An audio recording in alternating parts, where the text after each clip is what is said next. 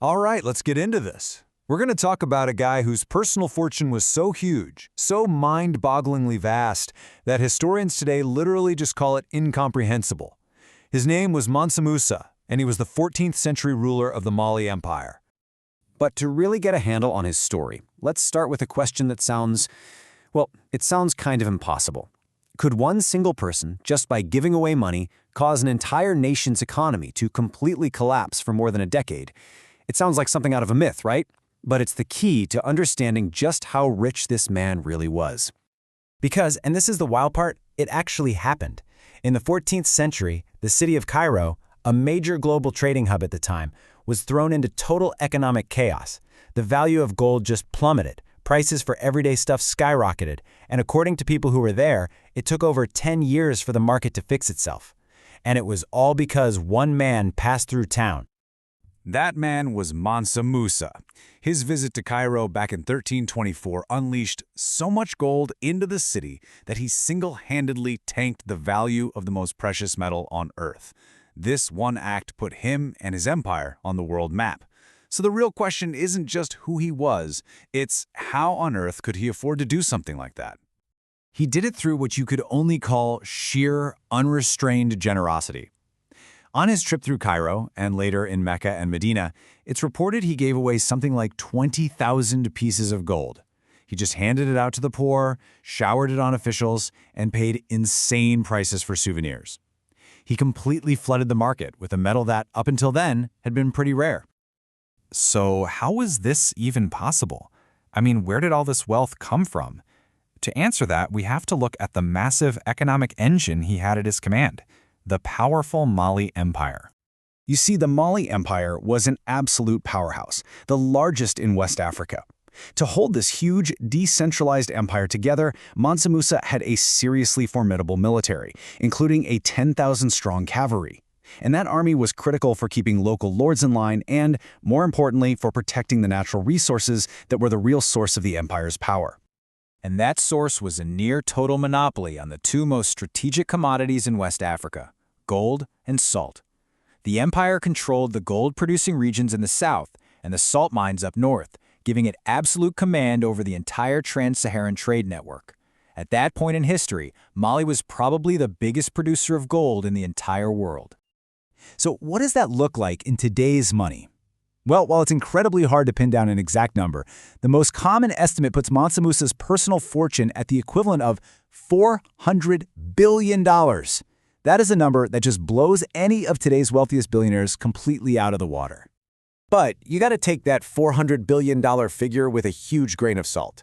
It's why historians often just prefer to say his wealth was incomprehensible. His fortune wasn't like cash in a bank. It was tied to his control over the source of more than half of the old world's gold. Plus, the stories we have are all secondhand, and let's be real, probably exaggerated. The very fact that his spending could literally change the value of gold shows you how impossible it is to nail down a number. But Mansa Musa understood that this kind of wealth wasn't just for hoarding. Nope, it was a tool. And in 1324, he used it to make what you could call the ultimate power move, his legendary pilgrimage, or Hajj, to Mecca. And this wasn't just a religious journey. It was a brilliantly calculated geopolitical strategy. And the sheer scale of this trip is just mind-boggling. We're talking about a 6,000-mile journey across the Sahara Desert. His entourage had 60,000 people in it, including 12,000 servants. They were carrying an estimated 100 camel loads of pure gold. People who saw it said it was like a whole city moving through the desert. They even built a brand new mobile mosque every single day for the emperor to pray in. This incredible spectacle had a very clear purpose. Every piece of gold he gave away, every bit of this lavish display, was a strategic investment. Mansa Musa was using his wealth to put the Mali Empire on the world map, buying global fame and projecting an image of unbelievable power and sophistication to the entire Islamic world. But this journey wasn't just about spending money. It was about bringing something back that was way more valuable in the long run: intellectual capital. Musa planned to turn his newfound fame and fortune into a lasting cultural and scholarly legacy for his empire. While he was in Cairo and Mecca, he went on a sort of talent scouting mission, actively recruiting the brightest minds he could find. One of them was the famous Andalusian architect and poet As-Sahili, who he convinced to come back with him to Mali. This was a deliberate act of talent acquisition on a global scale. And the results of that recruiting trip were, well, transformative. Es-Saheli brought new building techniques, like using burnt bricks, and designed legendary buildings, like the Jingoer Bear Mosque in Timbuktu. Under Musa's patronage, Timbuktu became a world-class center of learning. Its universities didn't just teach theology. They taught math, astronomy, even business ethics. Its archives eventually held over 800,000 manuscripts, putting it right up there with any other center of knowledge in the world. So Musa had done it. He'd bought global fame and kickstarted a golden age.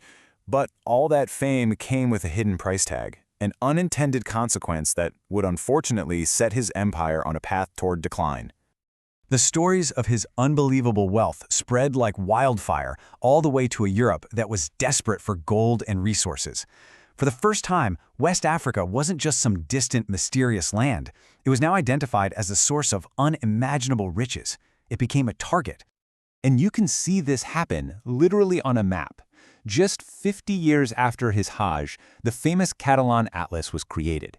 It's one of the most important world maps from that period.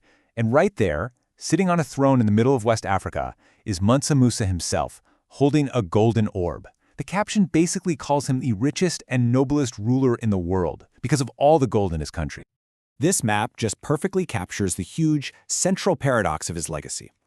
See, Musa's goal was to project power to gain respect and prestige.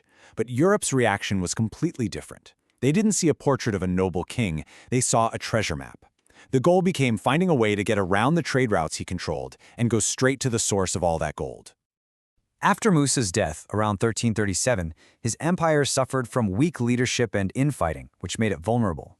By the late 1400s, Portuguese explorers, driven by those stories of his wealth, had established sea routes to the Gold Coast, completely cutting out Mali's monopoly. With its main economic advantage gone and facing pressure from rising powers like the Songhai, the great empire began to fall apart. Which leaves us with a final thought, right? Mansa Musa's story is just a fascinating look at power, wealth, and legacy. He controlled more gold than anyone, ever. But that physical wealth, it didn't last. His story, though, the story of the man who broke Cairo, who built Timbuktu and put his empire on the map, that has lasted for almost 700 years. So what really defines a legacy? The fortune you have, or the story the world tells about you long after you're gone?